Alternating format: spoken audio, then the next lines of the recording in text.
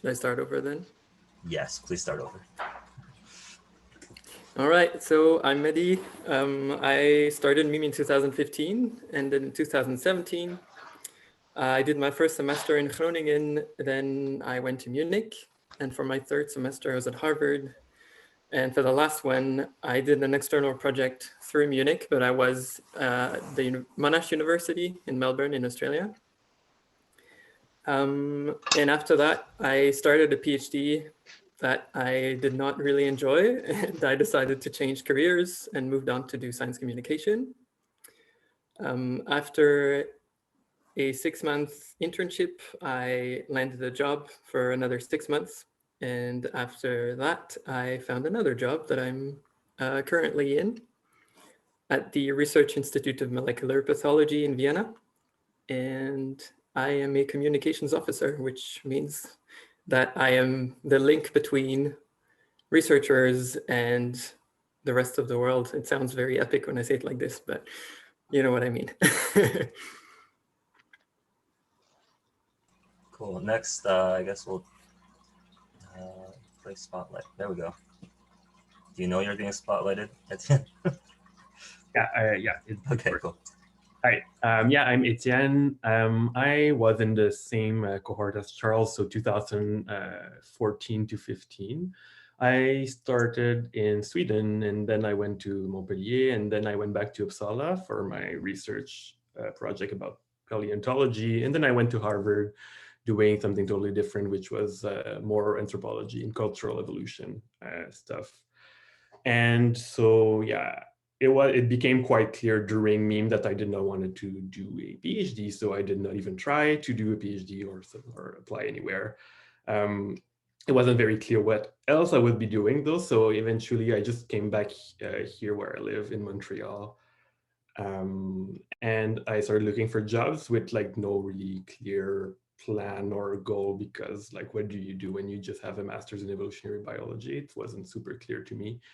There was actually, I was taking some journalism classes because I was sort of interested also by science communication, but that didn't really pan out because I grew like, it didn't feel like a really great kind of industry to be in.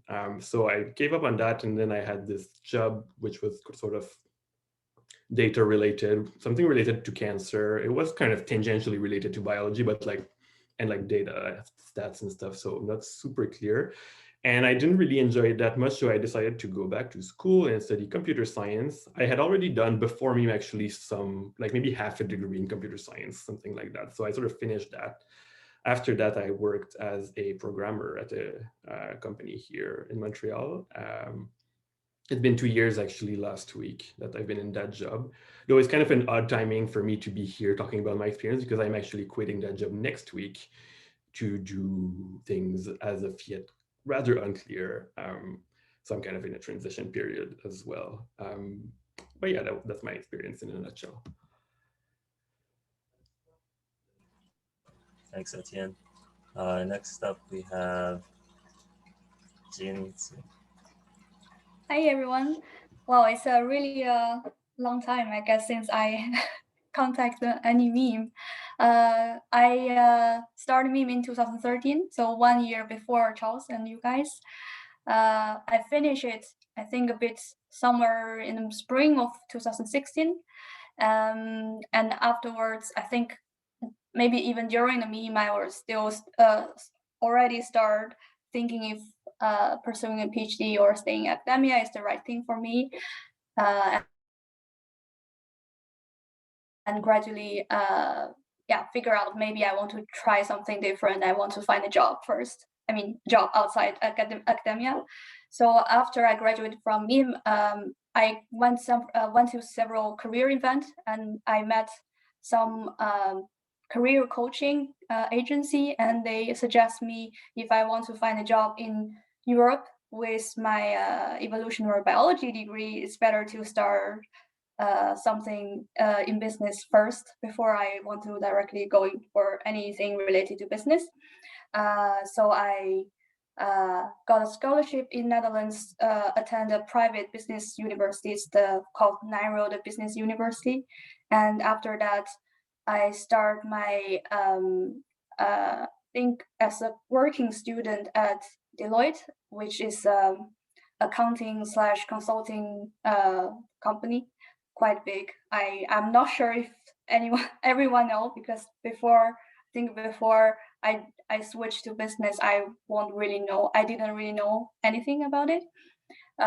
So now I am a full-time analyst in Deloitte, a little bit more than 1 year, and I am doing chatbots, conversation AI implementation, which is really completely different from what we have learned in a bachelor and master. But I think I can share more maybe in the Q&A session or anything that you guys want to know, but that's a really short introduction from me. Thanks. Thanks, Jingzi. And next up, we have Kate. Hi, everyone. I'm so glad when Charles asked me to join. It feels both like a long time ago and like just yesterday that we were all together in Meme. And I too was a class of 2016, and I started in Groningen, went to Montpellier, then Uppsala, then Harvard. And for me, I knew before entering the graduate school that I didn't want to pursue a PhD. And for me, the research that we did was really a mechanism to get more in depth in areas that interest me in genomics, biology, and evolution. And for me, with the projects that I did, I was looking at plants as medicine with Hugo de Boer's lab, and Elena Kramer at Harvard was also a pivotal mentor for me in terms of bridging kind of operationalizing scientific ideas. And that's what led me to clinical research and drug development. It's really a way, especially in an industry and an area of research that's riddled by historical abuses, to sort of be a force for ethical change and good and adherence. And for me, the kind of increasing complexity of the programs and the research projects that we did as memes were really helpful and informative in kind of building and mobilizing stakeholders and just getting things going. It's been really rewarding for me. After leaving Meme, I kind of also had a period of transition where I worked for a startup as an administrator. It was a George Church startup that spun out of the Wyss Institute at Harvard, and I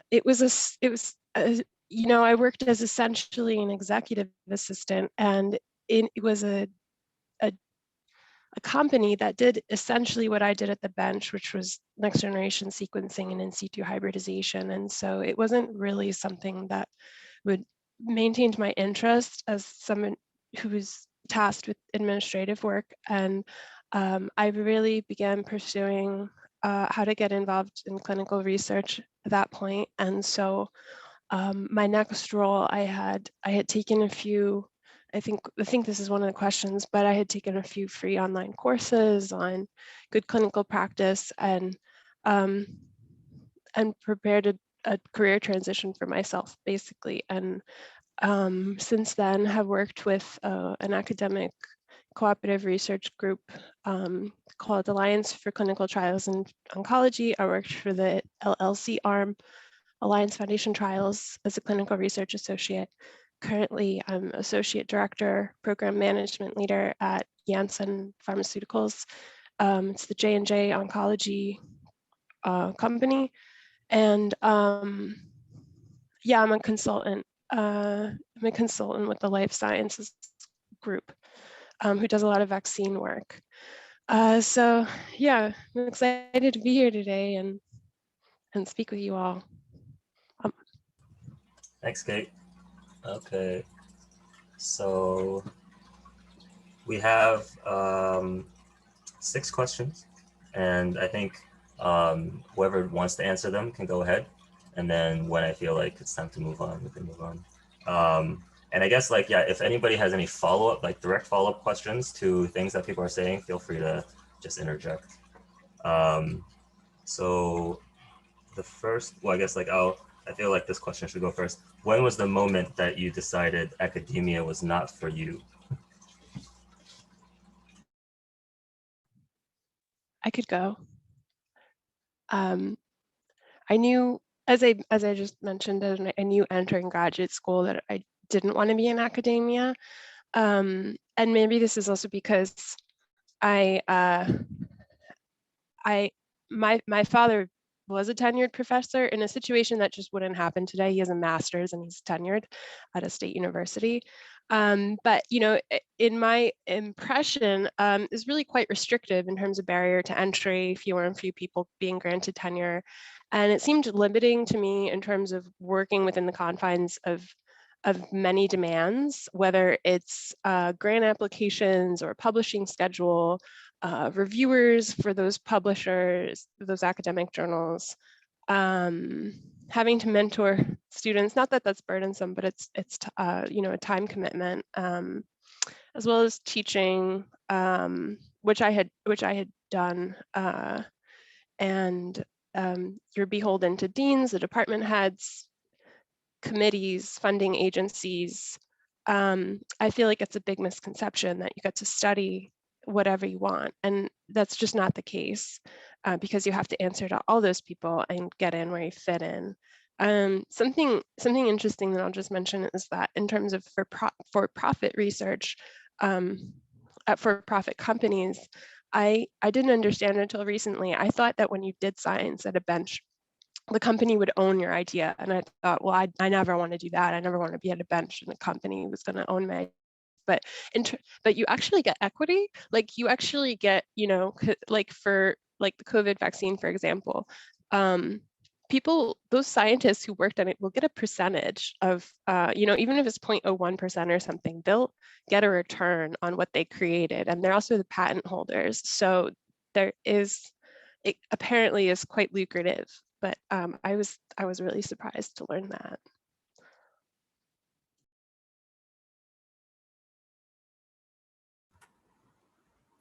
I can add a little something because it was quite different for me, or I don't know if the other two also want to add as well. I'm sure we all have a different story. Yeah, I think it's nice to share all of our stories. So go ahead first, after you. Yeah, so starting meme, I was not exactly sure if I wanted to continue after that, because I was super passionate about evolutionary biology, but also I was not used to being surrounded by such talented, passionate people. So having all of these super big ass brains around me made me doubt, like I think all of us doubted what were we exactly doing here. And I think after the first semester, I started really feeling like I was fitting in and I enjoyed it a lot. But then during my research projects, I had these phases where I really enjoyed, let's say I really enjoyed my projects towards the end of it, where I got to wrap it up, analyze it, wrap it, and have a story to tell about what I did. But all the planning of the experiments and all the failure of the experiments is not something I saw myself doing much more. And nevertheless, I still applied for a PhD. I started and I had a relatively miserable 10 months, I must say, during which I thought I was just adjusting to a new environment. And yeah, I was just waiting for it to be okay. But my supervisor was the greatest. I had no complaint about this. And so I was not really sure what was wrong. But then after all these months, at some point, I just asked myself, what if this is not for me? And what if I just quit? What would happen then? And just imagining it was a huge relief. Just thinking, yeah, there are options out there. You just have to try and find something that you enjoy.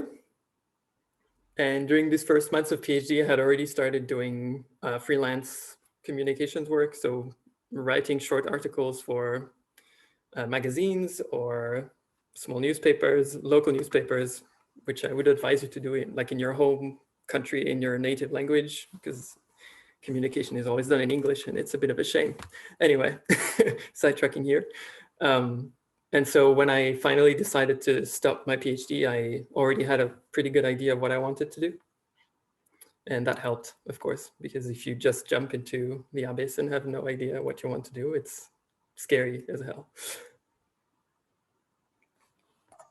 Yeah, I can totally relate it to that, especially when you talk about when you are entering a meme and suddenly you're surrounded by all the super talented, cool, passionate people, and that really make me doubt if I'm the right candidate for such track. So I guess my doubt come from two parts, and this is one part. Another part is I'm not sure if it's really that's my interest, because I guess I'm kind of not call it brainwashed, but I always believe that being a scientist and to save the planet and human, well, sorry, that's we're not even human centered, but yeah, saving the planet will be something great to do. It's the right thing to do, and I kind of set that as my goal when I was very small. And during the whole during my education, there's not really a chance for me to explore what does that really mean to do research. So I just keep continuing reading. Continue going to university and graduate and applying for another master or PhD. And I want to use meme to test if I really like research. So actually, that's why I didn't really directly go for a PhD, but start a master in meme. And during the research projects, I think, gradually find out maybe that's not really my interest compared to how other people are passionate about research. So I think for me, the first and second semester that are more teaching, I like it. I mean, teaching, receiving lectures, I really like it. But once we have to do our own research, I gradually find out that's not really my passion. So yeah, my story. I guess my experience is kind of similar to you guys in many ways. I feel kind of a little ashamed to say this, but I think even going into the program, I sort of had this subconscious feeling it wasn't exactly the right thing, but like it was this amazing opportunity. So like, of course, I'm going to do it. And like already before then, I was hesitating between a career in science and a career in tech, in computers. Since I had already taken some classes and was actually thinking of doing a master's in computer science and hesitating between the two tracks, basically. So I think all throughout meme, there was this feeling of like, sometimes I would sort of convince myself like, oh yeah, like being a scientist seems like this amazing thing, this like ideal that that I would cling to. And then, but like there was never a time when I was actually feeling anything close to the ideal.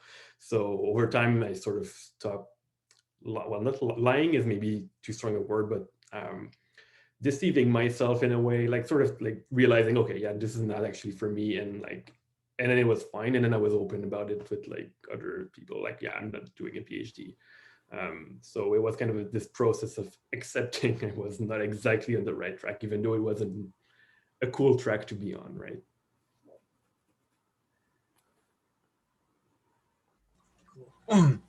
Thanks, everyone. So how did you leverage your meme experience in job interviews and your resume? What skills did you highlight? I think Juanita has a question. Oh, yeah? Oh, yes, Juanita has a question. Yes, can you hear me? Yeah. You can see me. I hope that's fine. But yes, so you guys have been talking about, or some of you referred to some fears that kind of grew during meme. And I was wondering if you think that the way the program is intended to capture like this very talented young scientist sort of creates a lot of pressure on those who apply and get into the program. And if you ever felt that there was a certain expectation to get into a PhD program and continue like in a successful academic career, if you ever felt that the program creates such an atmosphere.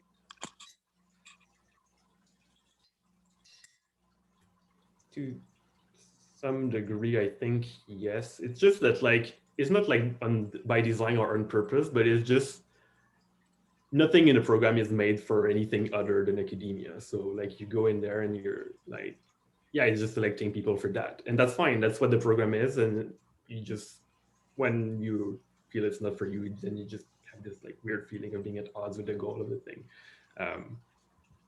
But yeah, I think to some degree I felt that. Maybe the program selects for people who are a little high strung and have a bit of imposter syndrome. No, I think that's a really good question. I personally also felt really intimidated. I had been out of school for a few years and was working before joining Meme. And the first semester in Groningen, I cried on average once a week in the bathroom during classes. Like, I thought it was horrible, but I also didn't ever consider quitting. And I've found like I've found a lot of the things we studied to be very applicable in my work life, and I kind of thought there was sort of an undue pressure on continuing to pursue a PhD, because there's so many jobs where a master's is preferred, and it was a little tricky to navigate without, it would have been helpful if the program had a little bit more of resources built in for that. But I thought that's a very good question. I think maybe one of the issues is that the only people we're in touch with during the program are people who succeeded in academia. So we don't really see what other possibilities we have. And so when we think of leaving academia, we have this feeling of, wait a minute, like, what else can I do? And there's maybe a little bit of shame, because we think that being a professor is the career goal we have in this master's. And I think what Étienne said before, like this phase of acceptance is really difficult to go through if you had this in mind for years, or just seeing all of your friends going on to do their PhD. And yeah, it's not easy, but there are options out there. So I hope this panel is a good piece of evidence for you guys. Yeah, completely agree. For me too, take a long time to accept the idea that maybe I won't pursue a academia track.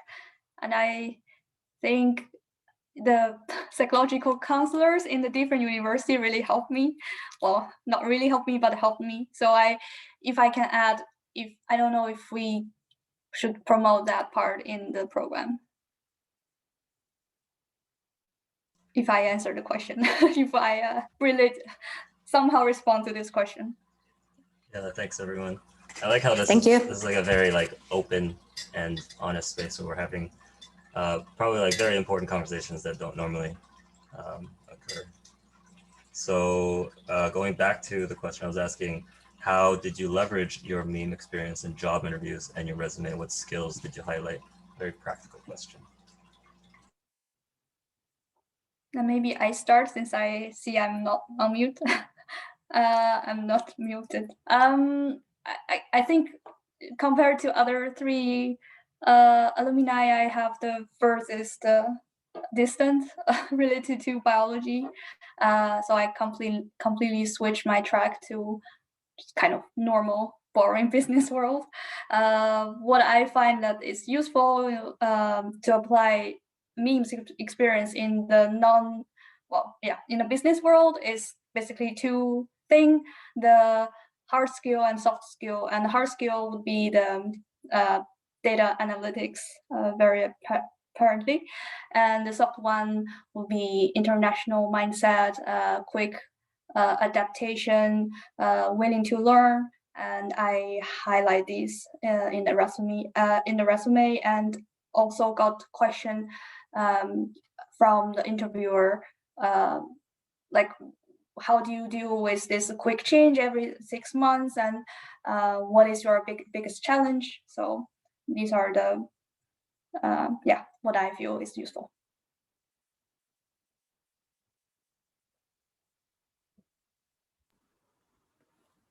Yeah, I highlighted similar skills.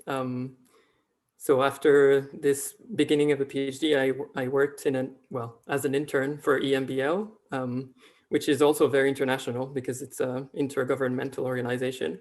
So putting forward the international mindset and the fact that I had worked with PIs that were quite demanding was very useful. And as you just said, the fact that we can adapt very quickly to new situations. I mean, changing countries potentially every 6 months is exhausting, and yeah, it shows. I think it demands a certain strength, and that's something employers are very interested in. The critical thinking skills are it's one of our strongest points in evolutionary biology, I think, or in any fundamental research field. And what else? I had taken some notes about this.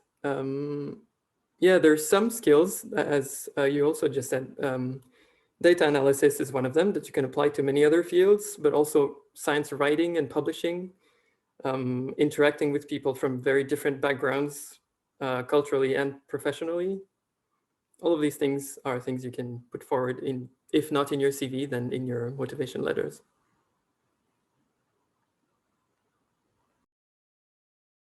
You guys covered it all. I think, yeah, for me, the two I highlighted was, I think, data and learning quickly new situations. So all on the same lines. To that, I would add maybe like it's kind of evidence of intellectual curiosity. So like I think if you've studied something like this and like did many different projects, it's kind of evidence that like you're kind of an interesting person and like you are interested in many things. So maybe there's a way to like sort of put that forward. But yeah, overall, same deal as everyone else. Until for myself, when I sort of switch careers, because I'm not sure if Jingzi is the furthest. I am pretty far from biology right now. Eventually, I just sort of stopped mattering because then, you know, my experience and skills in computer work were way more important. But still, like the skills from me, like with data and like R scripts and things like that, like if it like they were a good foundation to build upon. So I would say the skills I emphasized really depended on the job that I was going for. There was a time when I was interested more in data science and applied at Wayfair, the furniture company, and Amazon for like linguistic, like machine learning. But I think that we have the advantage of being able to select the kind of questions that we want to work on. Like I didn't want to make more money for Wayfair or have, you know, better listening skills for Alexa. And I think that the benefit of MEME is that you can choose what you want to emphasize, because there are a lot of areas that the program touches on, from at the bench research to coding to statistics to data analysis to data visualization to project management. And I think that in the life sciences, we see that the answers to questions are found at the intersections of these different fields. That's where ideas crystallize and there's synergy that happens. Like it's not just like next generation sequencing, but it's the computing and it's the bioinformatics that really pushes both forward. And I think that all of our journeys have been characterized by passion and curiosity and collaboration with experts in their specialty areas, which is a very easy sell. And I think being able to get in depth and have the experience of working in different labs and in different countries every 6 months was always something that stood out to recruiters and to hiring managers. So it's for me, and you know, I think for all of us, this graduate program really helped bring our skill sets up to speed with the ideas that and were marinating within us that we wanted to pursue. We don't really have a field, do we? We just solve problems. I mean, the field of evolutionary biology is pretty interdisciplinary in of itself. So the next question, I saw that some of you got additional degrees and certifications in non-science fields after MEME. Do you think you would have been able to access your current careers without them? could you have learned those skills outside of the school, and would companies equally value that self-study? So I think Kate mentioned she did some self-study at one point. Okay, I can speak to this. In my case, I got, as I mentioned, I did a few courses via LinkedIn or LinkedIn Learning or Lynda or however it's called, in Coursera on clinical research, good clinical practices. And that I had access via my public library, but also my affiliation with Harvard gave me the access. And I listed these on my resume. Employers were impressed that I took the initiative to take courses, but I think it ultimately matters more what you do with that knowledge from the course. And if you can give examples to that effect, whether you're using it in your current job or blogging about it or starting some other project on your own. Additionally, I studied for and got a PMP, which is Project Management Professional Certificate. And that was something my employer was happy to pay for in terms of paying for a preparation course and sitting for the exam. And it wasn't just the certificate that was helpful, but the knowledge and the vocabulary within it, because being in a big pharma environment now, it leans heavily things through this lens. And it's helpful in terms of being able to map a critical path and maintain a risk register and like these other like things it tells you how to do. And it has become more and more of a prerequisite on project management job descriptions. But yeah, you can usually get your employer to pay for it. Oh, and I would definitely advocate, most jobs do have a professional development stipend, so definitely max that out.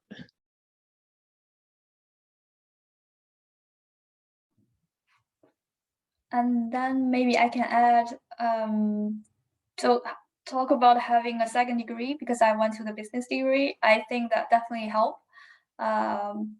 Otherwise, I won't, I guess, even pass the first screening, the CV screening phase, if I apply for those typical business companies. So, well, I think that helps, but it's just helping in a way that they think I'm fitting, but not in a way that it's the how can I say that, it's just send me to the to the first stage, but afterwards it's still about what type of person I am and all the other my own own interaction with the employer. So I am not sure how much value, I mean, if you have to pay yourself for a lot of euros just for a additional degree, I'm not sure that's really that will be paid off. And for self-studying, I think data analytics, if you can get those LinkedIn or Udemy certificates, if you pass them,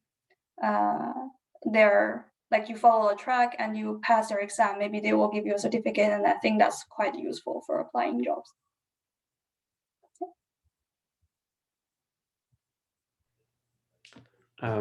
As for me, I can speak to for the side of the tech industry, I suppose.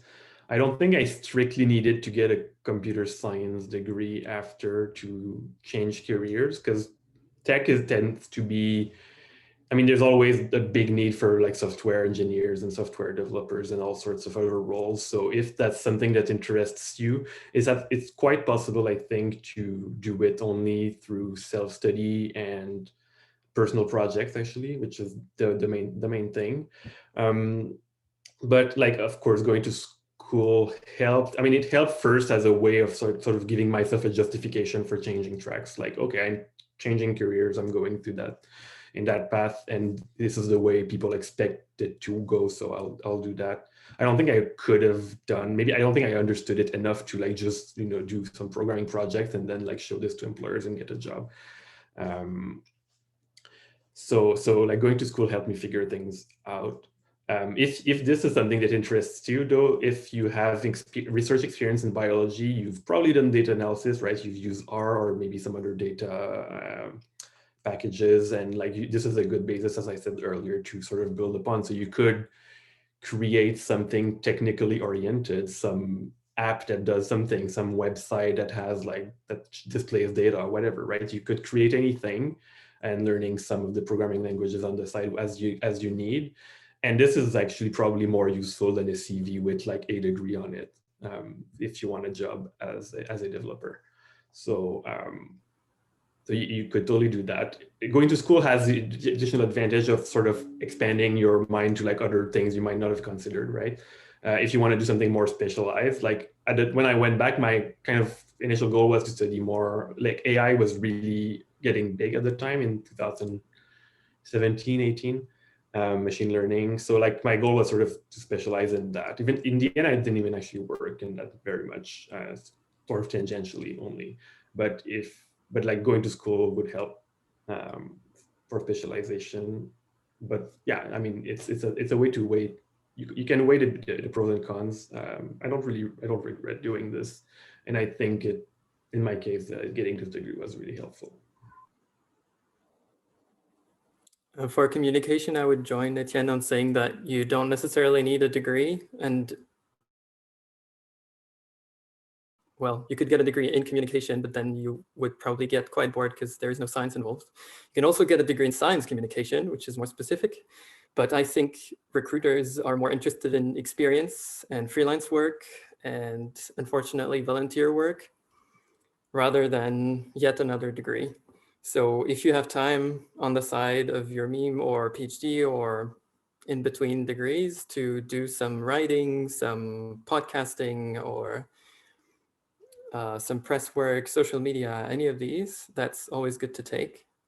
I didn't really take formal courses. I took a few on Coursera and edX, which I would really recommend. I'll paste the links in the chat because these are free courses, and if you want a certificate, you'll have to pay, but it's honestly quite cheap compared to face-to-face courses. So I would highly recommend that.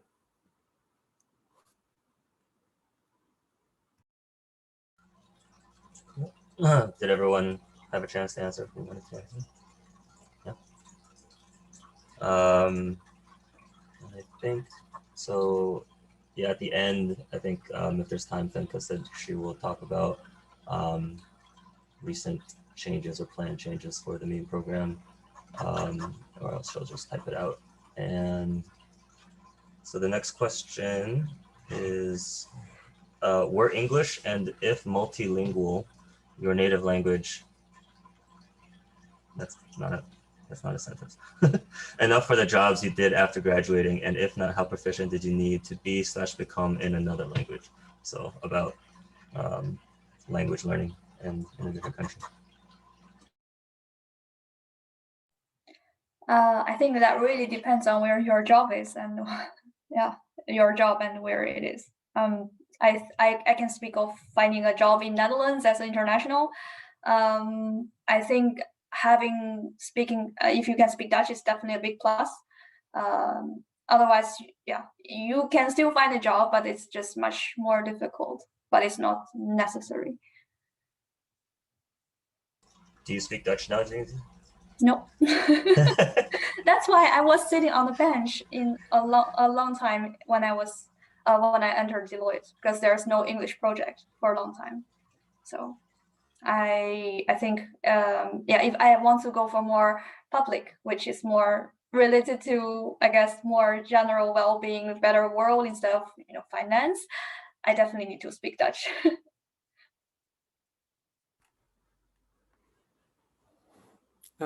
After I stopped the PhD, I was looking for a job in Germany. And in that case, it was almost impossible to find a job where you didn't need German. Even to work at EMBL, this huge international organization, as an intern, they asked for a proficient level of German. So I would say at least B2. For my current job in Vienna, Vienna is a lot more international than the small cities I had applied to earlier. And so yeah, for this job, the only thing I needed was to be willing to learn German, but since I already speak German, then that was fine. So it's, yeah, as you just said, it's possible, but depending on the country and the industry you're looking for, it can be difficult. I didn't have any issues with that since I went back to Canada, so no problem learning the languages here. And in any case, in tech, it's a very English language industry all over the world. The company I work at is one of the very rare exceptions. We program everything in French, but yeah, overall, if you want to work in that industry, English is sufficient. So that's true in Montreal, where I am. Cool, good to know. Okay, what were your top 2 priorities when choosing your job/profession? For example, location, benefits, salary, altruism, flexibility, work culture, convenience, etc.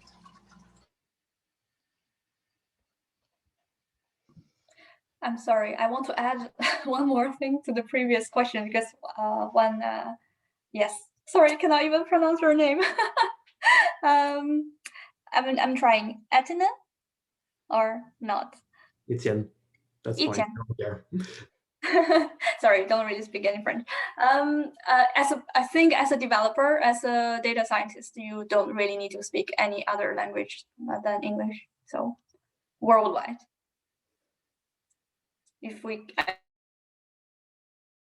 And I think that's a really good direction if you want to switch from biology to AI, machine learning, and data scientist.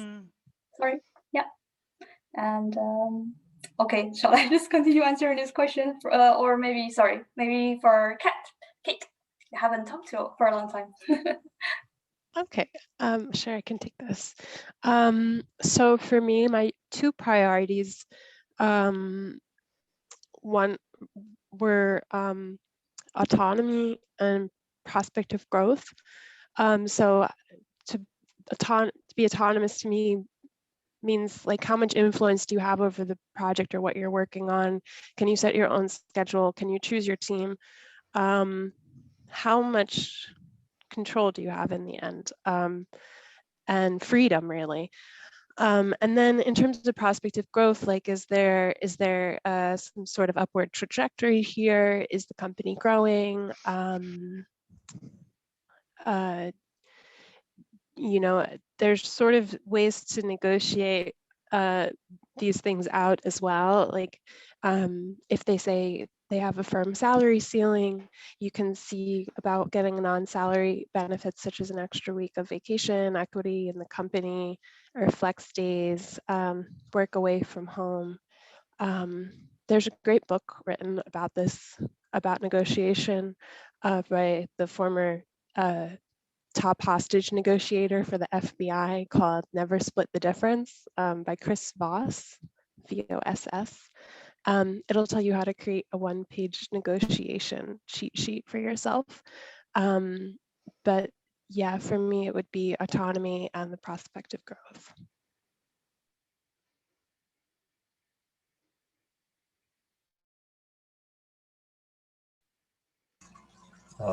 Mehdi, do you want to go ahead? Yep, sure. 1 second. Yeah, so if I can split this question in choosing my profession and choosing my job, because these are different things. To choose my profession, I wanted something that was stimulating and changing constantly. And I wanted to stay in close contact with research. And then for choosing the specific position, so my job, I would say the location was important and the work environment had to be international and also allowing you to have a life outside of your job.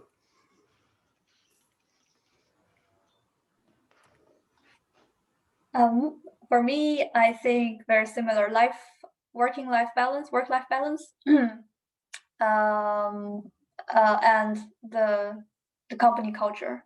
So shouldn't be too demanding to work like 80 hours a week is already a lot, but I feel maybe in academia that's the standard. So I don't want to go for that direction. And the company culture should be really I enjoy. So I think that depends on you, but maybe you will Here you will talk to someone in the company and to get an impression if it's a very hierarchical or it's a very flat design, if you can freely become your true authentic self, or it's a culture that are really competitive. If you're good, then you get a lot of salary. So that's something you can do some research about.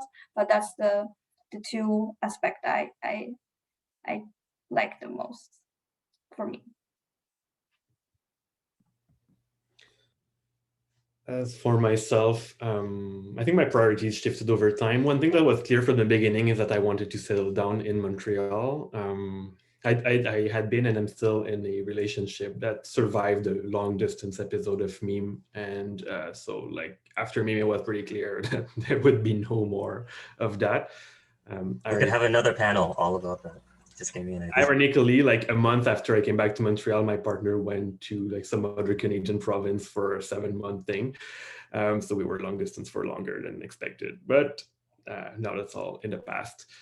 So that was my first priority. And then when I sort of decided to switch to computer science and tech, it was, I think my priorities at that point was, well, I want to have clear options, like a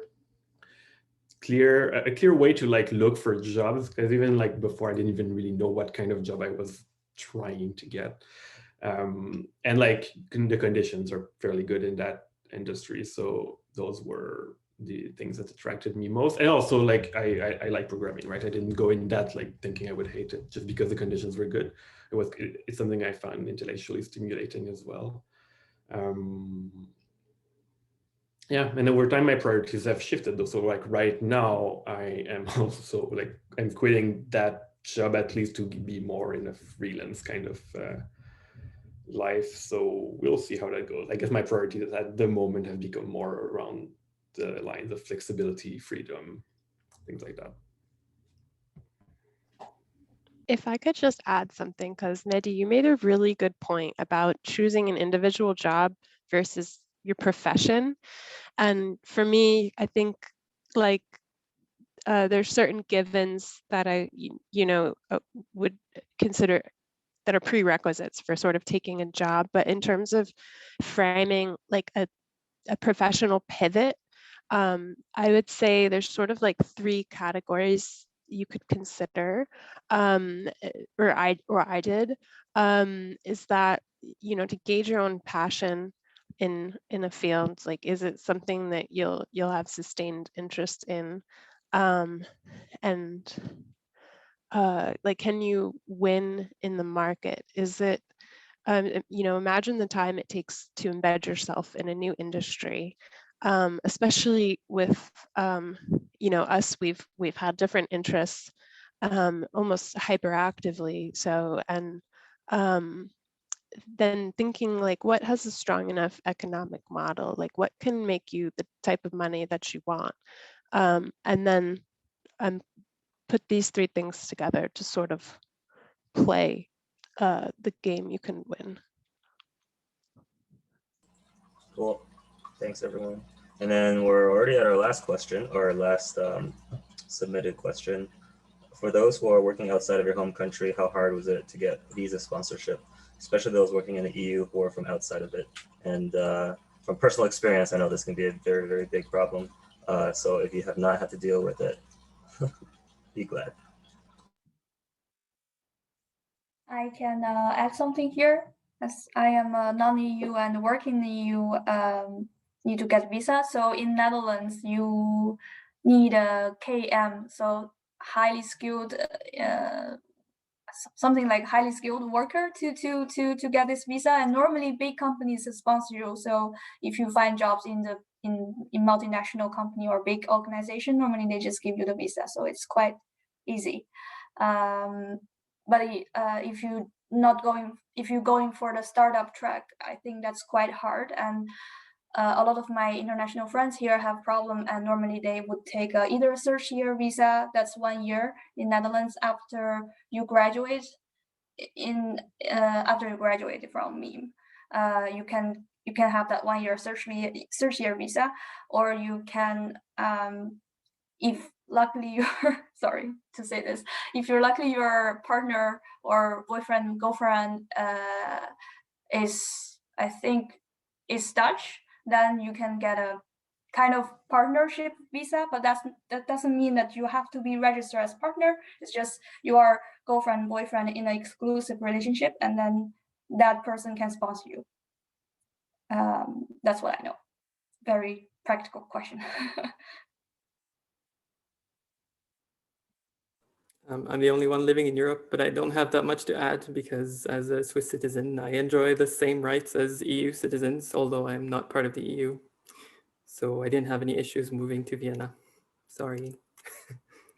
Yeah, and Kate's in the States and Étienne is in Canada. Yeah, but I tried to stay in Europe and I couldn't figure out why I couldn't get traction there. Like when I was in Uppsala and even in my fourth semester, I applied to like 30, 40 jobs like in Sweden mainly. And like, I just didn't understand why I never heard back. Because normally my resume gets me through the door places, but I didn't understand that. I just don't know if anyone else has had that experience. Maybe because it wasn't in Swedish. You'd think that they'd understand. That's a good point, though. All right. Sorry, Go ahead. I No, just go wanted ahead. to say there are different cultures when it comes to resumes and CVs, though. Yeah, that's true. Yeah, I know in France, I think in the German-speaking world, it's very strange not to have a picture on your CV. Yeah, whereas yeah. in the UK, France it's too. absolutely not acceptable to have a picture on your CV, for example. Yeah, like in France also, they'll say how many children you have at the top, and that's like illegal to ask that. In the US, it's considered discrimination, so you can't. Yeah, I agree with that. I don't think it's relevant at all, but yeah. There might be issues too of like there are costs, right, to sponsor a person for a visa. So like if you are applying and you're a foreign person and they're like, well, there's non-foreign people applying to, like, those are probably going to get priority.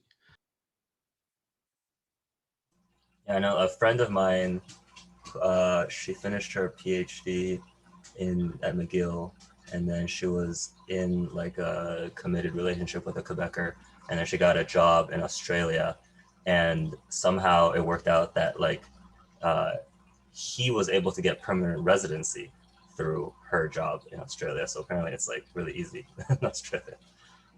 But talking about this is fun because there's like differences between countries and it reminds me of meme times. All right, so somebody asked, do you think the name recognition / degree prestige had anything to do with your convincing your first employer to trust you that you can do something different from what you studied?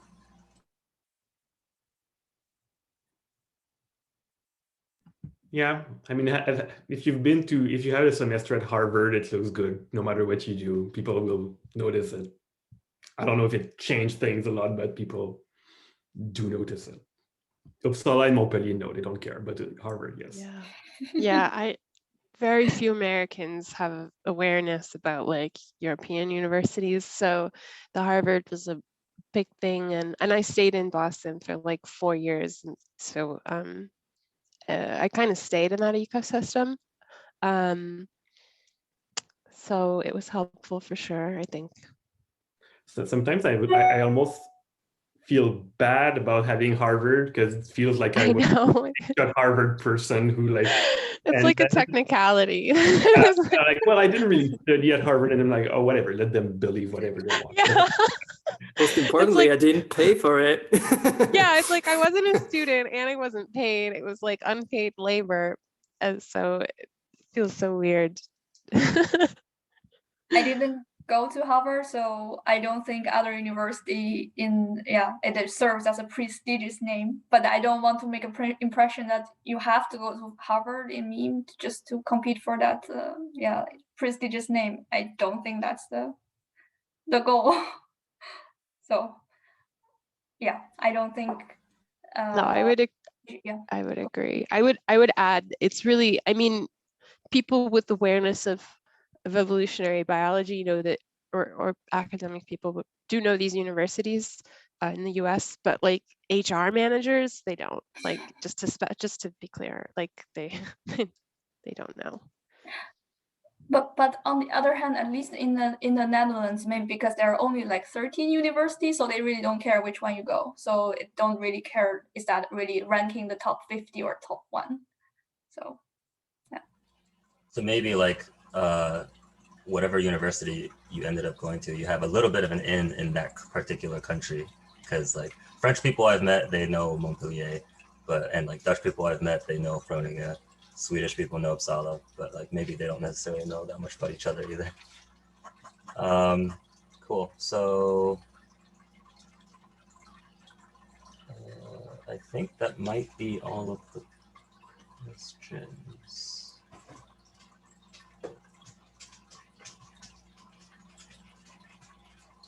Yeah. Okay. So I think that's all of the questions. Does anyone have any open? Yeah, go for it. Feel free to ask questions. Femke, you are asking a question. Yes, thank you very much for all this information. It's very good to hear about your experiences. I've only been a meme administrative coordinator for 2.5 years now, so not very long. But it's good to hear about the time before I was the coordinator. I don't think as of yet a lot has changed in the program, but we do want to make it easier for students to start a career outside of academia. It's also a condition of the grant that we have received, so we really have to do it, but it's also very important. I have some general questions and I also have some specific questions. So I thought maybe I'll start with a general question. Questions. And I just wonder, from your stories, do you regret starting meme? Or is it an addition, like a true addition to your CV? Is it something you wouldn't have skipped? Anyone? Yeah, I'll go.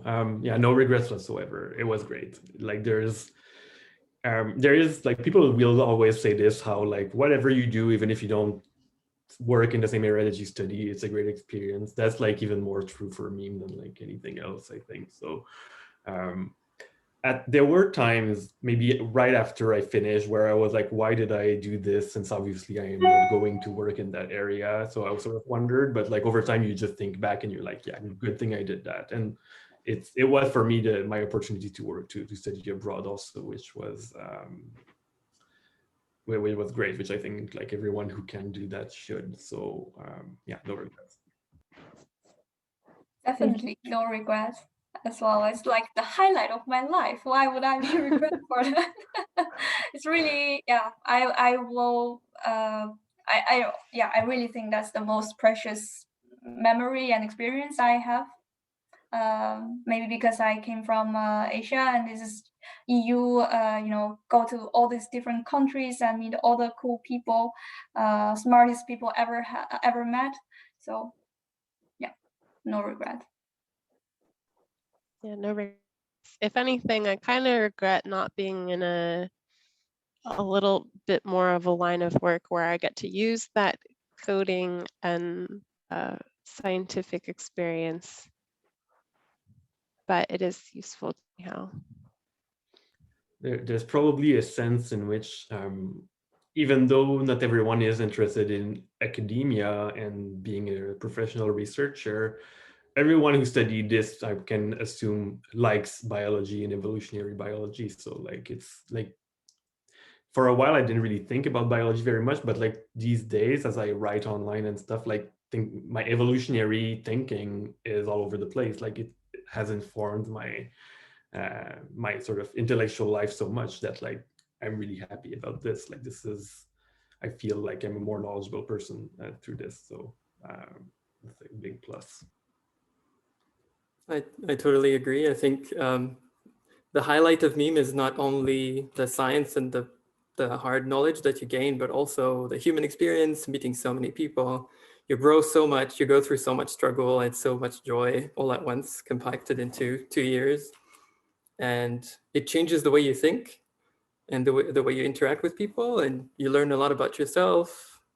So I mean, comparing memes after 2 years to people who do regular masters in the country they grew up in, I mean, they have zero experience in comparison. When they enter a PhD, at least in my experience, they have way less insights into what they're doing, and yeah, it makes you grow much faster than at-home masters.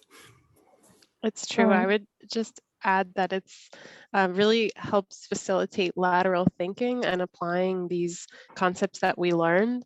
And really the way you ask questions in designing an experiment, I've found to just carry over in terms of how to address things that come up. I mean, now I've written oncology research protocols for clinical research, and it's the same sort of concepts and way of thinking that Mehdi and Étienne emphasized that have been so useful. All right, thank you very much. I do have sort of like a follow-up question, or it wasn't really clear to me.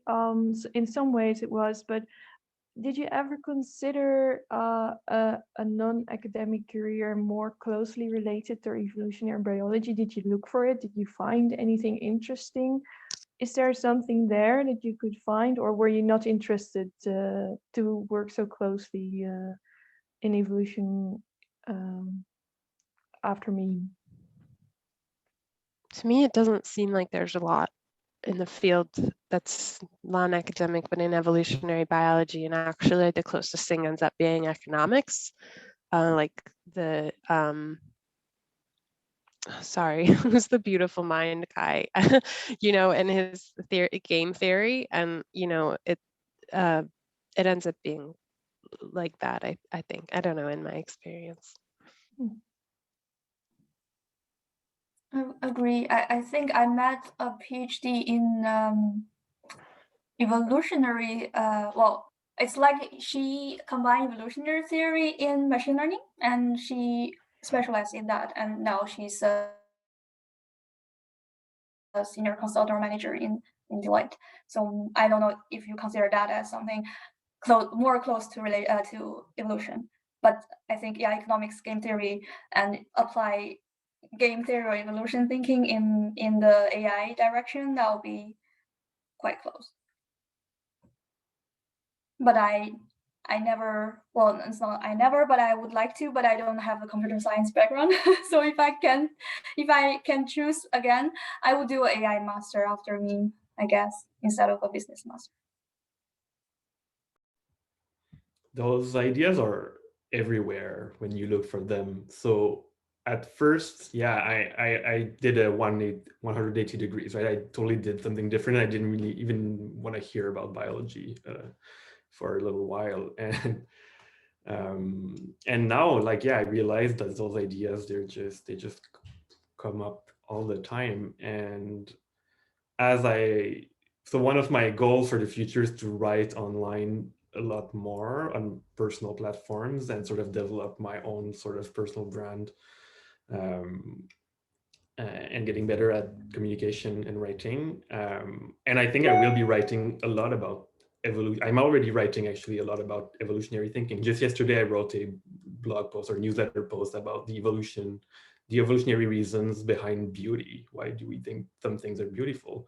So at first I didn't care, and then yeah, I was drawn to meme because I was drawn to evolutionary theory and the way it explains the world. So now, as much as I can, I think this will come back into my, maybe not work per se, but my thinking at least.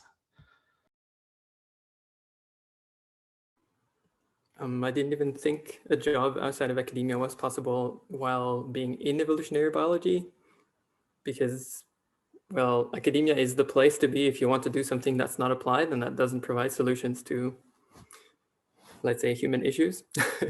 I'd say some options would be working for pharmaceutical companies that are trying to deal with ever-evolving pathogens, or in natural history museums, who are also have big research departments at the back of the museums, and these people are not always affiliated with academic institutions. But other than that, I don't really see what you can do.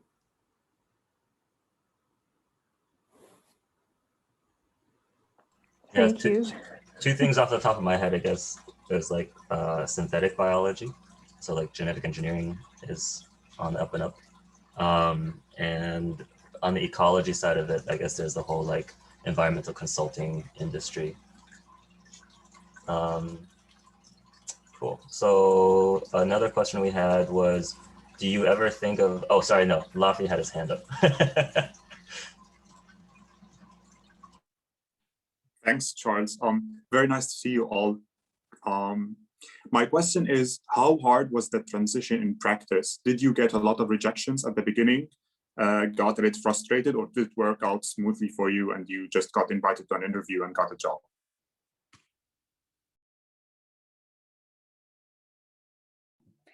I can start.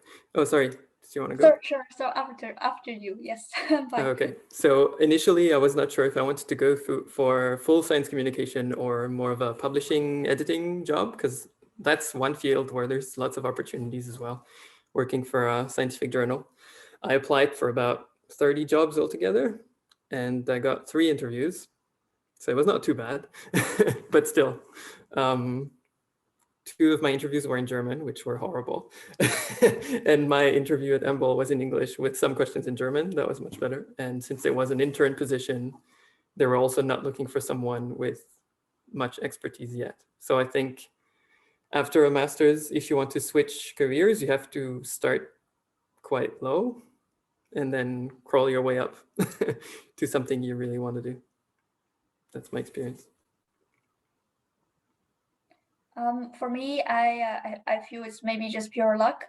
It's really smooth for me that I don't even try to apply in multiple jobs. It's just I apply an internship and they accept me. And after the internship, I leave the company. I want to switch to another company, and I went to their career booth in a career like job fair and talk to them, and they say welcome to the company to just talk to our people.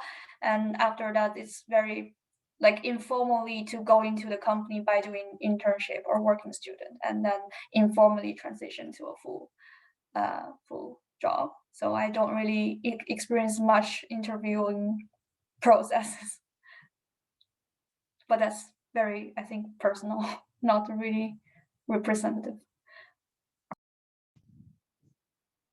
I've applied to probably thousands of jobs, like, you know, hundreds before getting one or another, lots of interviews.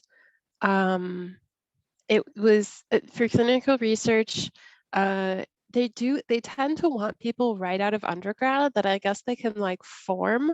And I don't know, I just didn't fit the description, having a few years of working experience and a master's. And so that's also why the courses I took, I think, were helpful in showing I was like kind of serious. And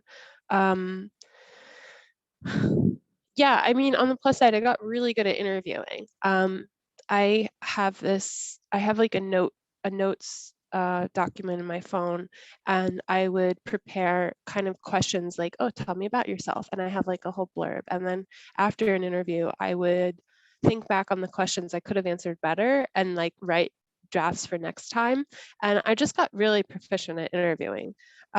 So, and let me tell you, I remember going to an interview, I was like 23, you know, before me, and I go like wearing a cocktail dress and I was late. I show up late. And then they ask at the end, do you have any questions? And I'm like, nope.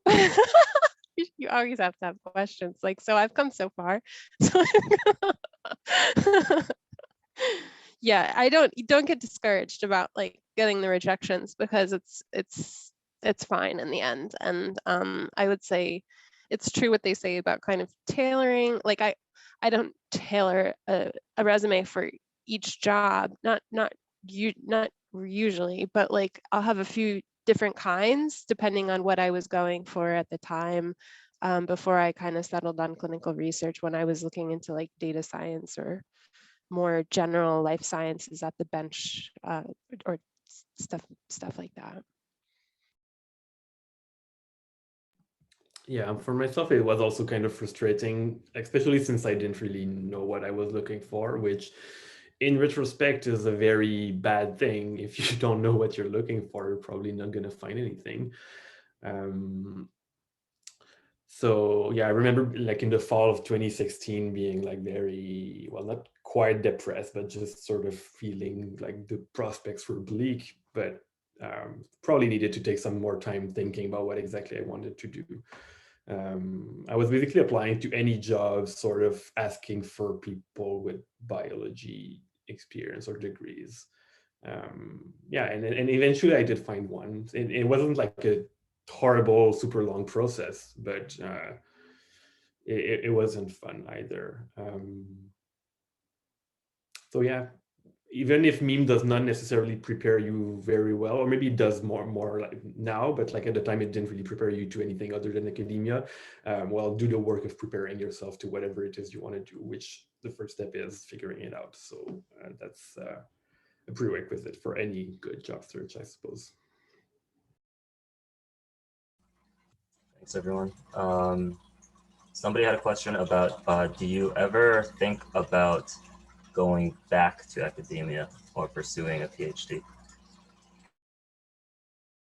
Hell no. No. I would make the same decision if I had to do it again right now. I think I want to. I think it's just such a cool thing in my life if I can have a PhD degree. Maybe I should find something I really like. For example, maybe combine, because I find out I really love psychology, like as a psychology consultant, just maybe because of my own experience. If I can combine the human-machine interaction, like more AI with psychology counselor, maybe that will be a nice direction. So maybe somewhere in the future, I want to go back to academia to do a PhD on the direction I find that's really coming from my own interest, not because I think it's a right thing to do to save the world.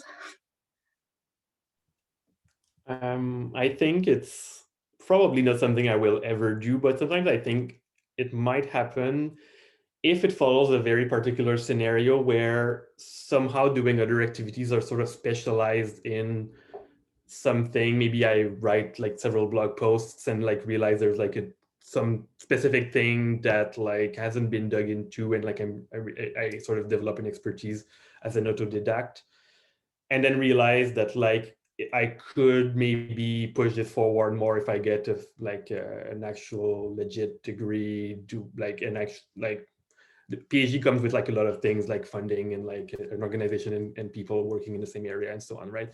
So maybe a big maybe if that sort of scenario was what was going to happen. Yeah, never would I do a PhD. There's just no return on investment at this point for me. Like, you know, like 4 or 5 years of getting like no money. I can't see myself like stopping working. I really enjoy working too. Like there's nothing in terms of answering questions, applying solution. I am satisfied with this. So like, I don't see it happening. I had a PhD kind of come my way, like an opportunity, like at the end of meme. And I was just like, I really can't, it just isn't for me. So I feel like there was a second part of this question that's essentially, right. For me, actually, so I feel also, I mean, being in clinical research, there's a lot of really great academic health centers and hospitals, and I wouldn't, and I have worked at like research hospitals. This is more administratively, so I would definitely consider working within a university system, but not myself being a student. Again, I am a continuous student, like, so I don't need the framework for that. If I were to choose again a life of not making a lot of money and doing a big thing that's with really uncertain outcomes, I would probably do a PhD. I would rather try to found a startup. Yeah, exactly. I mean, rewarding thing. Yeah. And probably more, I mean, difficult in its own way, like lots of challenges there as well. But I think it's maybe at least it's likely that there's a better return on investment. Not that doing a PhD is bad, but like maybe it's too much of a default choice if you're on an academia track, whereas like entrepreneurship could actually be a very valid choice.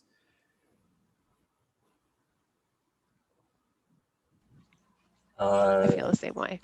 Xiao Yi has a question. Hi, thanks so much. And it was really glad to hear all kinds of different experience compared to people who are still in academia.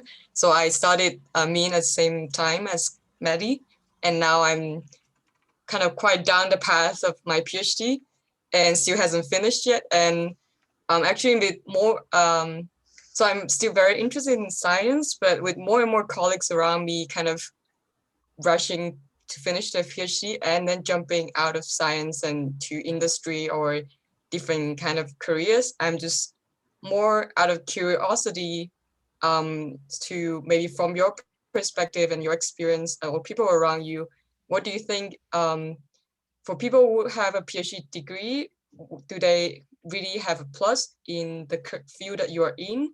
And second question is that, do they have to be more specific and more targeting what they want to do if they don't do academia anymore?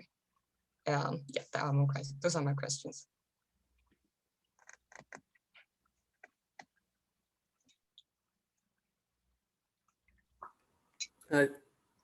Sorry, go ahead. We always try to start at the same time. Cool. Okay, then I will start this time. I would say for consulting industry, if you're a PhD, means you're quite qualified, and they don't want you to be a junior position. They don't want you to become an analyst or consultant. They want you directly start with senior consultant and higher, and that creates indeed a barrier if you don't have any more working experience. So in that sense, if you're a PhD, you do have less opportunity to get into this type of consulting firm. But if you yeah, that's because what I know is I try to introduce some friends who are PhDs into my current company, but they got rejected. So that's just what I personally feel. Go ahead, Mehdi.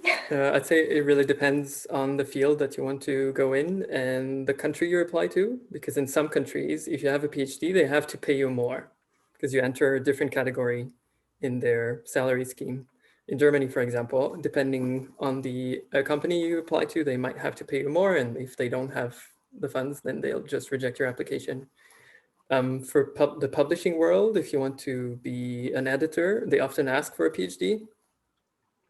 And they may just reject any application that doesn't include one, which I think is kind of silly because having a PhD does not necessarily give you more editing skills. But anyway, yeah. And for communications, I don't think a PhD is necessary. And if you have one, it's a plus because that means you'll be maybe better able to understand what the scientists need and how they function and cater to their needs more effectively. I would say that in the industries I've been in, your work experience can stand in for a PhD. I work at Janssen, there's people who have PhDs that are doing the same job as non-PhDs. And at the consulting firm I work at, I came in as an associate consultant, and that's the level that they bring in newly minted PhDs at. So it is, and so in a way, you know, I think time-wise, it ends up being equivalent. If you spent the time working, you would be at the same level as someone who got a PhD. It's richer. And tech, of course, as an industry, doesn't really care about degrees very much. So there will be some positions where you need a PhD, but probably PhD in like a specific thing like machine learning. But otherwise, yeah, that doesn't really make a difference. Your work experience and whatever projects you've worked on is way more important anyway. So sell your PhD as a work experience. Don't call yourself a PhD student, call yourself a PhD candidate. simple things like this. Or at least like show whatever you did. If you did program stuff when you were doing your PhD, which is fairly likely if you're doing science, then yeah, that's very valuable experience.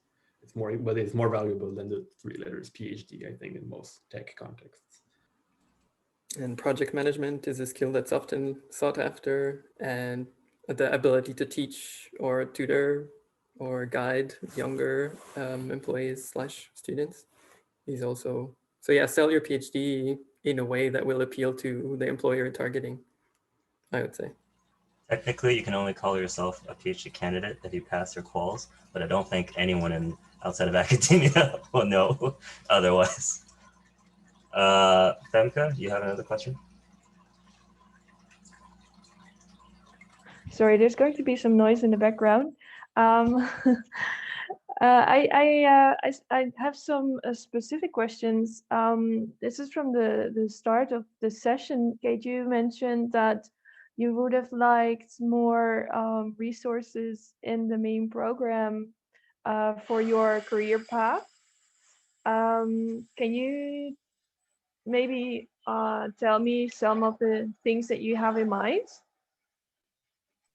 So I think it would be interesting to, and I can follow up with you, but to look at other universities to see what kind of things they offer. But the kind of things I'm thinking of that I've heard of are sort of partnerships between local companies or local employers and the university to sort of have like a job fair or internship program or matching.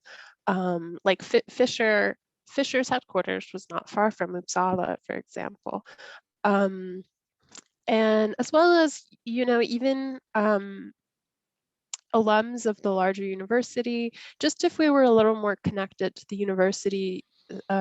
university's resources itself, I think that would have been really helpful to be aware of the options out there.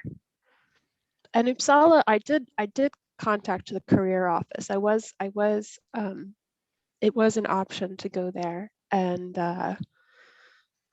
they were helpful to an extent. But it would have been nice to know without having to research. We all seem to research individually the kind of paths that we ended up taking, or what we could do with a master's in evolutionary or multiple masters in evolutionary biology, and it would have been nice if the program had kind of had said this as much to us, like, oh, well, these are the sort of fields that you can consider. And it really is limitless, the fields that these ideas can be applied to. And I think just translating them would have been helpful for the people in the program. So for example, during a summer school, you could have some guests from various fields that give a lecture about how they ended up where they are. Yeah, that's exactly one of the ideas that we have for the next summer school, actually.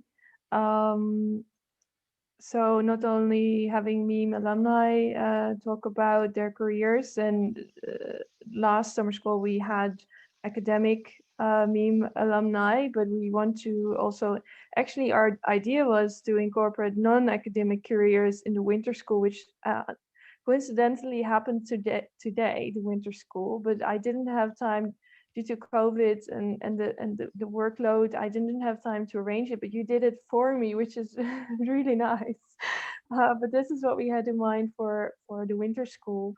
And for the summer school, we have in mind for the graduating MEMEs. I think we'll do it for the graduating MEMEs, have a career day.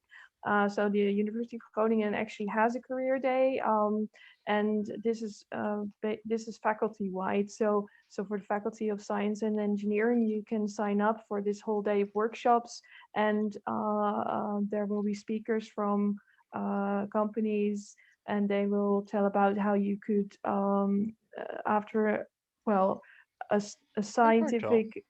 Sorry. Oh, I heard somebody. So yeah, there will be maybe a career day where we can find people from the industry, from companies, who can talk about the company and maybe opportunities to work there after the MEAM degree. So this is, yeah, these are actually two things we want to implement this year. And this is one new thing we have done is in Groningen is a research proposal course, where you don't necessarily write a proposal for a grant for research, but also maybe for a company. And the course is new, and I'm not really familiar with the course itself. Leo, the new coordinator of MEAM, the new director of MEAM, knows more about it, but it's supposed to help you with entrepreneurship, so finding money for your idea. And so I was wondering if there are any other, and this is maybe a question to everyone here, any elements in the program that you missed, that could be added to the program for a better transition to a non-academic career? I think what Kate said really resonated with me in that, like, ideally MEAM has access to all the resources of all 4 universities. But it seemed like we were sort of like this a little enclave that wasn't really connected to any of the universities instead. So like we could have, like, for example, like, I don't know, even things like access to gyms, access to mental health resources, access to the career services. A lot of those things, I think if any of us went and like found, we had to do ourselves. And there wasn't any like kind of clear like handbook of like, at this university, here are all the resources that are available, here's who you should talk to. So that would be nice. And like, you could even like invite the people who work at the career centers who like their job is to know what you can do with a certain degree. And the degrees that MEAM offers through the universities are still the university's degrees. So they should have an idea of like what their students who got the local masters ended up doing and how they got there.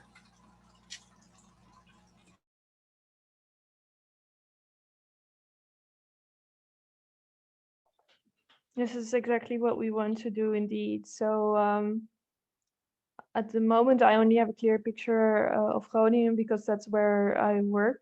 But we do have career services, and they organize this career day, but they can also be hired to organize workshops or, you know, a specific career day. And this is what we would like to do for the summer school, to tailor it a little bit more for MEAM students. Yeah, so, but this is also good to know that that you had the feeling that you weren't really connected to the services, the student services. So this is something, of course, it's easy. I can just make it more visible and easier accessible.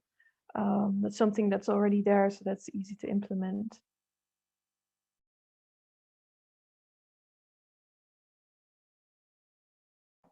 Any other suggestions? Specific courses, for example?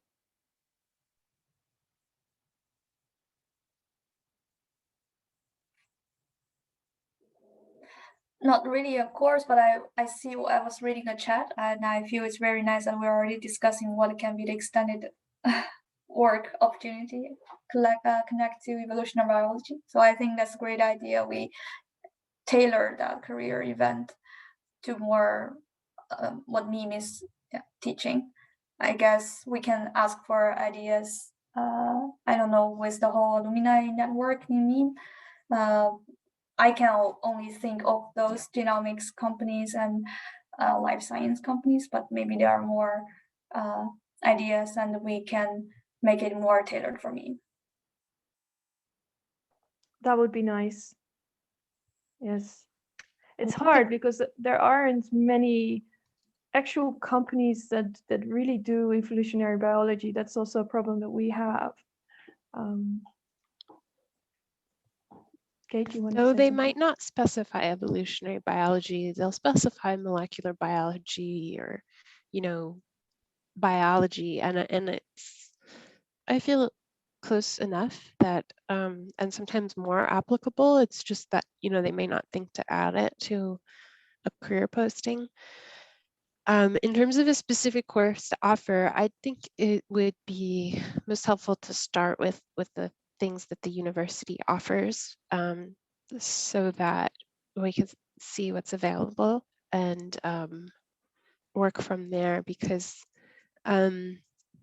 I think the things that, I had, in terms of like resume tailoring or this or that, those might be things that would be useful, but would probably already be covered by like career services. We do actually have the some companies that had to co-sign our current grant proposal, and they in theory offer sort of internships instead of research projects. But we found that students aren't very interested in this, but maybe it's a misconception. Maybe it's just not clear enough that these opportunities are there. Is this something you would have considered during your meme studies, to do an internship instead of a research project? I would have. I mean, depending on the internship and where it was at. But then I don't know how that would work out in terms of like the equivalent coursework that would be needed, if that would really satisfy. Although actually, pharma companies have like co-ops. They have for current students. It's called like a co-op, and it's considered like something you would do during your academic career. So maybe there is some sort of possibility there.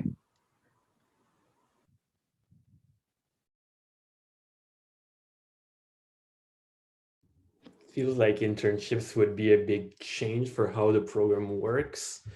But yeah, if that's possible at all, I think that would be very promising. And the main, as I think I've been clear in this panel, like one of the main things, the problems with the program was like this, just not knowing what kind of other things were there. So like at least having this option to do an internship will make people look into it and like maybe consider different things. So definitely a big plus if that's possible. I know a top master in my year, after his regular master, he went to another Erasmus Mundus program related to natural conservation and policy. And in that program, they offer internship. So I guess maybe because that program is more related to applied, but would be a nice option or additional option to have internship in some either government organizations or life science companies, something like that. Yeah, I just posted a link to Tropomundo. I don't know if this is the one you were talking about. It's in tropical biodiversity and ecosystems. I remember when I was like first applying for MEME, I was looking at like similar Erasmus Mundus programs, and I think this one, they do internships instead of research projects. So it's totally possible within the scheme of Erasmus Mundus, I think. Since the University of Lausanne is now part of MEME, there is a master's there that combines, I think, biology, sustainability, and economics, and they might have good ideas of how to integrate more applied things into MEME. Although I think we should also keep fighting for fundamental research and how cool it is to just do science because it's interesting and not because we can apply it. But they might have some resources to tap into. Anyway, you know what I mean. I forgot what it's called, the masters, but if I find it, I will post it in the chat.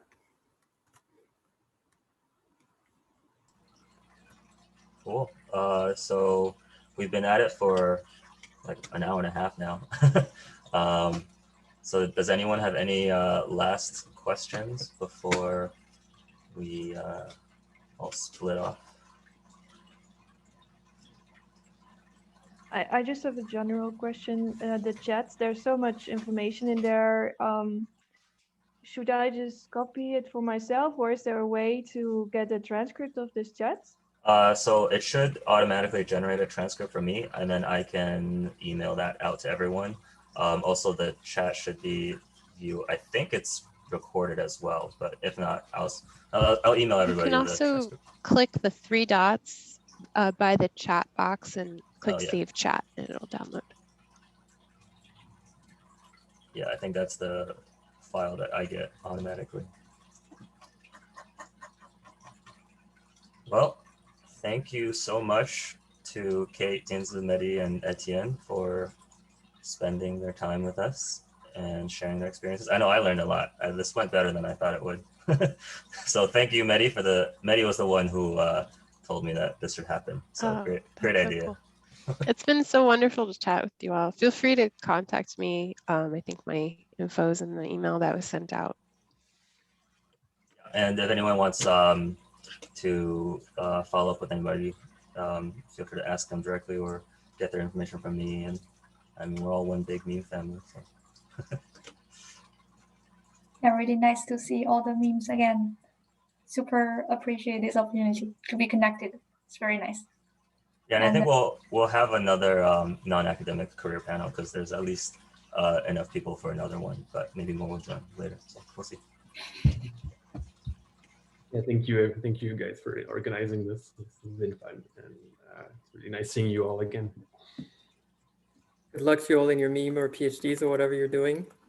Don't feel too discouraged about PhDs. It's not. It's also a good option. Yeah, thank you all for your really candid responses. It's helpful to hear, so I appreciate it. Alrighty. Cool. Good luck. See you, everyone. Thank you. Take care, everyone. Hope to see you next week. So yeah, next week there's going to be back to academic talk by. Oh, actually no, it's a non-academic talk by Kalis, who will be talking to us about elephant conservation in Malaysia. It will be at 11 a.m. because he's 12 hours ahead, so it'll be 11 p.m. for him. He works for the Wildlife Conservation Society in Malaysia. Awesome. Cool. Cool. Peace out, everybody. Bye-bye. Bye.